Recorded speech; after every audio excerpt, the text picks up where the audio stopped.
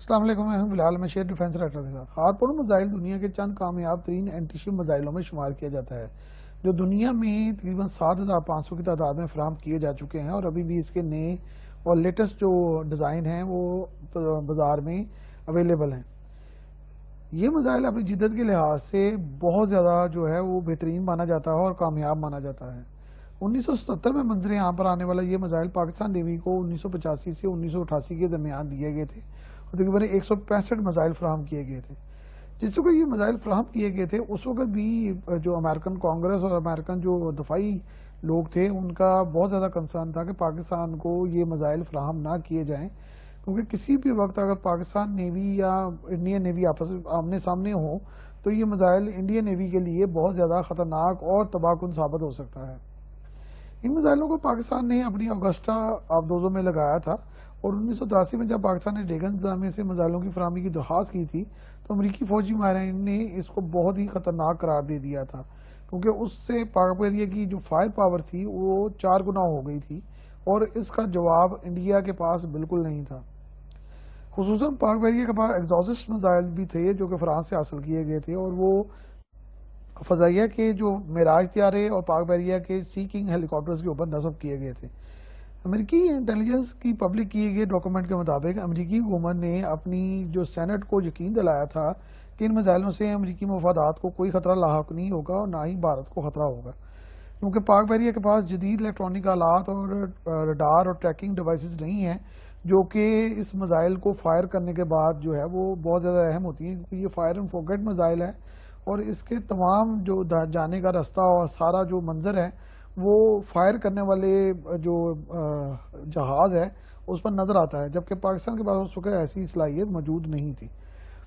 اس لیے پاکستان اس سے شاندار میزائل سے وہ بھرپور فائدہ نہیں اٹھا سکتا تھا اس وقت جو کہ اٹھانا چاہیے تھا، لیکن بعد میں جب پاکستان بحریہ کو P3 اورائن طیارے فراہم کیے گئے تو پھر اس سے پاکستان بحریہ کی جو قوت تھی وہ بہت زیادہ بڑھ گئی، کیونکہ وہ نہ صرف ٹریکنگ کر سکتے تھے، اس میں بہترین بہت زبردست ریڈار اور الیکٹرانک آلات لگے تھے، اور وہ اس کو فائر بھی کر سکتے تھے ہارپون میزائل کو۔ تو فائر اینڈ فورگیٹ کا جو پورا منظر نامہ ہے وہ اس پہ پورا اترتا تھا۔ اس کے علاوہ پاک بحریہ نے اس وقت برطانیہ سے فریگیٹ بھی لیز پر حاصل کر لیے تھے جن پر ہارپون میزائل لگائے جانے تھے، تو امریکیوں کو فوری طور پر یہ پرابلم تھی کہ بھئی یہ جو اس کی کیپیبلٹی ہے پاکستان کی فائر پاور ہے وہ بہت زیادہ بڑھ جائے گی، اور اس سے جو ہے وہ کئی مسائل پیدا ہو سکتے ہیں ریجن میں۔ اس کے بعد جب اگست 2009 میں ایک سٹوری بریک کی گئی جو کہ نیو یارک ٹائمز نے سٹوری بریک کی تھی کہ پاک بحریہ نے اپنے ہارپون میزائلوں میں سے کو موڈیفائی کر لیا ہے، یعنی یہ زمین سے بھی مار کیے جا سکتے ہیں اور یہ جو فریگیٹ پہ بھی لگائے جا سکتے ہیں، اور ان کی رینج بھی کافی بہتر بنا لی گئی ہے۔ اس کے علاوہ P3 اورین طیاروں کی جو صلاحیت ہے وہ بھی بڑھا لی گئی تھی، اور حیرت انگیز بات ہے جس کو ثابت تو بہرحال نہیں کیا جا سکتا، اس کے بعد ہی جو کامرا ایروناٹیکل کمپلیکس پہ حملہ ہوا تھا اور یہ P3 اورین طیارے جن کی صلاحیت بڑھائی گئی تھی ان کو دہشت گردی کے واقعے میں تباہ کر دیا گیا تھا، اور یہ نیا بنایا گیا تھا اور اس میں جدید آلات لگائے گئے تھے۔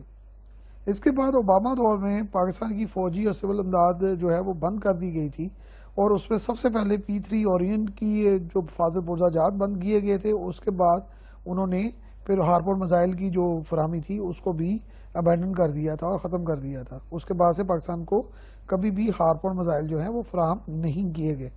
امریکہ نے پاکستان کو ہتھیاروں کی فراہمی بھی روک دی تھی، اور اس میں دیگر ہتھیار بھی شامل تھے جن میں F-16 سمیت کئی اور چیزیں شامل تھیں۔ اب بہرحال پاکستان اس قابل ہو گیا ہے کہ وہ ہارپون میزائل سے ملتے جلتے میزائل جو ہیں وہ ملکی طور پر بنا رہا ہے، اور چائنا نے بھی اس کو کئی ایسے میزائل فراہم کیے ہیں جو کہ اس سے زیادہ کیپیبلٹی رکھتے ہیں، لیکن امریکیوں نے پاکستان کو فوری طور پر جو ہے اس فائدے سے محروم کر کے یہ ہارپون میزائل کی جو جدید ترین شکل تھی وہ انڈیا کو فراہم کرنا شروع کر دی، اور تقریباً 1000 ہارپون میزائل جو ہیں وہ ابھی تک انڈیا کو ڈلیور کیے جا چکے ہیں۔